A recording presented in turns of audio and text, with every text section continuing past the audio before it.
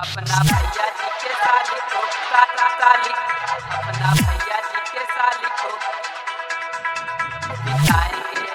सितारा recording studio DJ Kadu DJ Kadu DJ Kadu Kadu हट सीधी कादू हट सीधी कादू हट सीधी सितारा रिकॉर्डिंग स्टूडियो हाड़ी बैसा नंदलालपुर।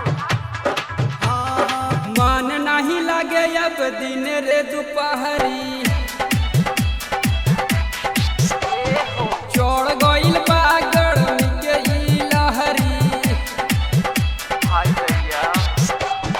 मन नहीं लगे अब दिन रे दोपहरी चढ़ गइल बा गर्मी के ई लहरी।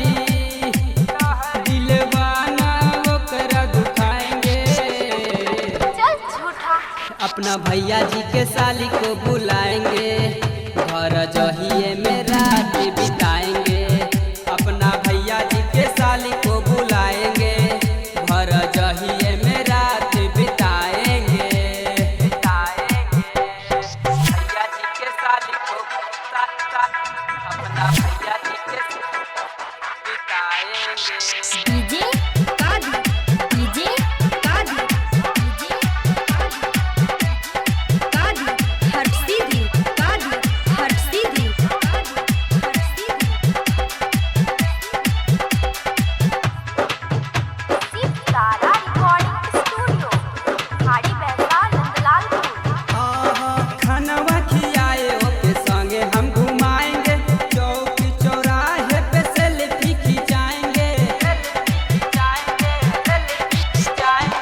खानवा खियाए ओके संगे हम घुमाएंगे चौक चौराहे पे सेल्फी खिंचाएंगे। नरम नरम हाथ ओकर दिल को छुआएंगे नरम नरम हाथ ओकर दिल को छुआएंगे। हर रोज दूध गरमा के पियाएंगे।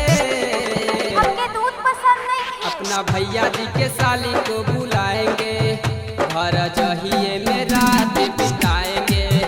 अपना भैया जी के साली को बुलाएंगे घर जहिए में रात बिताएंगे।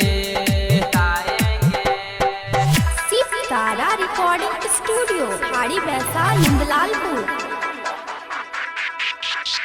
DJ Kadu DJ Kadu DJ कादू हट सीधी कादू हट सीधी कादू हट सीधी सितारा रिकॉर्डिंग स्टूडियो हाड़ी बैसा नंदलालपुर। चश्मा पहनाई रोज रोज को घुमाएंगे होटल में बैठी रोज चाट खियाएंगे। चश्मा पहनाई रोज रोज को घुमाएंगे होटल में बैठी रोज चाट खियाएंगे। जीजा जी के भाई नहीं छोड़े एक मौका जीजा जी के भाई नहीं छोड़े एक मौका। हाँ हाँ फिल्म में दिखाने ले जाएंगे। खाली बोलबे करबा।